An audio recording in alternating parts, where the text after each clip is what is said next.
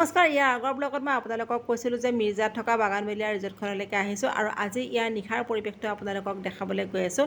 ইয়াত যদি আপোনালোকে ৰাতি থকাকৈ আহে তেনেহ'লে প্ৰতিটো নিশাৰ বাবদ এটা ৰুমৰ ভাড়া 4,500ৰ পৰা ষ্টাৰ্টিং হয়। কোনেও কাৰো স্বাধীনতাত হস্তক্ষেপ নকৰাকৈ মানুহৰ জীৱনবোৰ স্বাধীন হ'ব লাগে, মন গ'লে ওলাই আহিব পৰাকৈ ধুনীয়া সময় কিছুমান বিচাৰি আহোঁ, ধুনীয়া সময় কিছুমান কটাব খোজোঁ।